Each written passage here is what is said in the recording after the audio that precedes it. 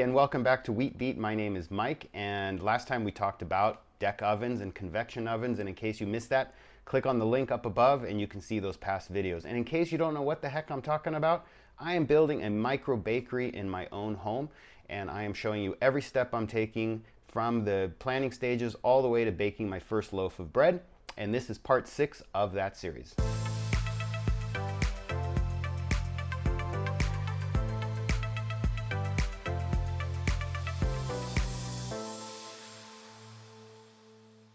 Now today I was supposed to talk about ventilation, but as it turned out with the timing, I actually needed to finalize my floor plan and I needed to get into some plumbing because all the other stuff like ventilation is just going to have to wait. The plumber needs to know what to do right now, and that's what I'm going to need to work on, and that's what I'm going to talk about with you today.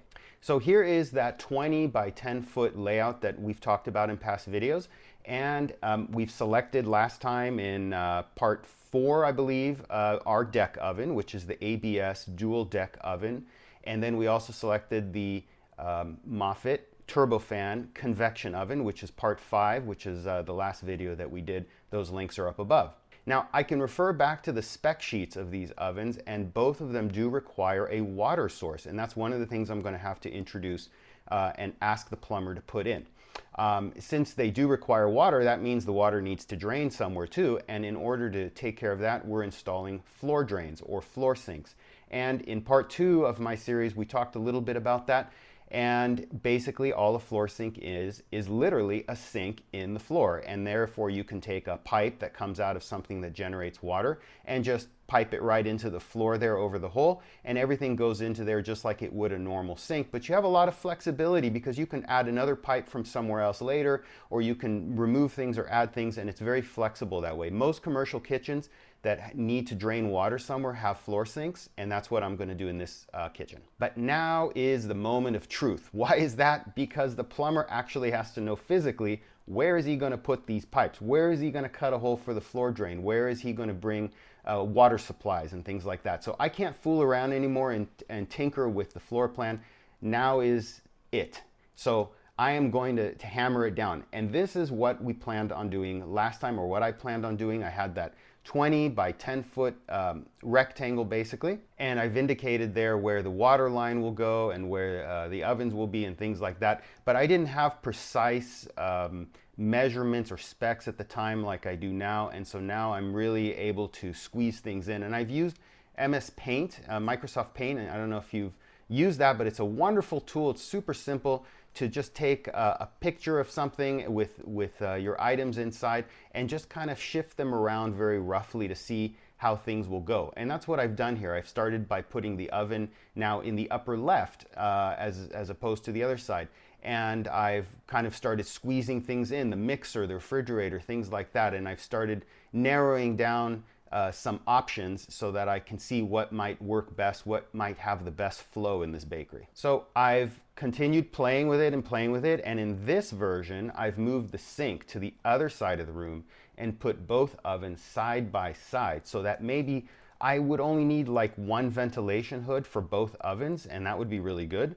But also I can now put the floor sink in between those ovens so that they can share that floor sink and drain easily into it. I've also called out some of the electrical, as you can see. Now that I have the spec sheets, I know exactly what electrical I need for each oven, and I'm going to put in a generic electrical for the mixer, for the refrigerator, and also just random outlets around the perimeter to give me flexibility and to allow me to do different things later. Then at the last minute, I flipped the deck oven with a convection oven. I wanted the convection oven a little closer to the doorway and the wider deck oven across from the work surface, because I'm going to be using a manual loader to insert my dough into the oven, and I think it's going to be easier if that loader, that heavy loader, is sitting on the work surface, and then all I have to do is just turn around and put it in the deck oven.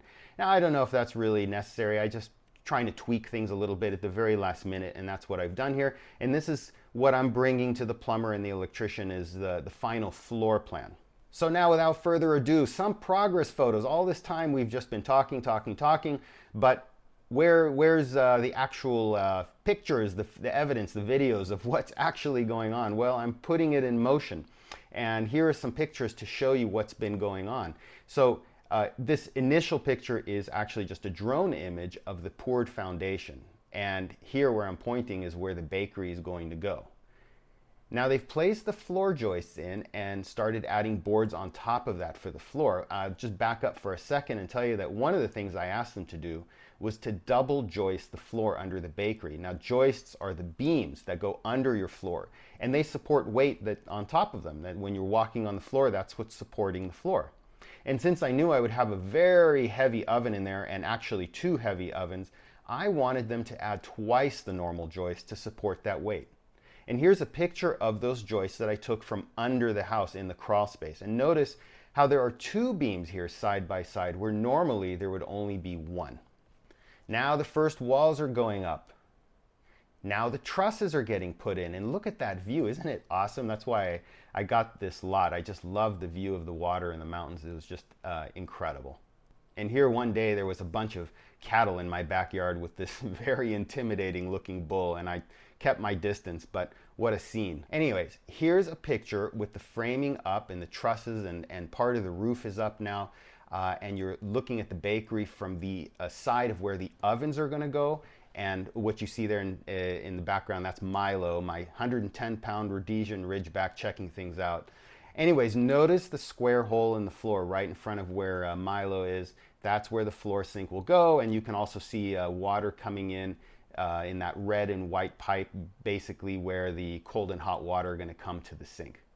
Here's a picture in the opposite direction, and you can see the second hole for the floor sink that we had on those plans, as well as the water supply for the both ovens that I'm just going to split off, and I'm going to supply both ovens that way.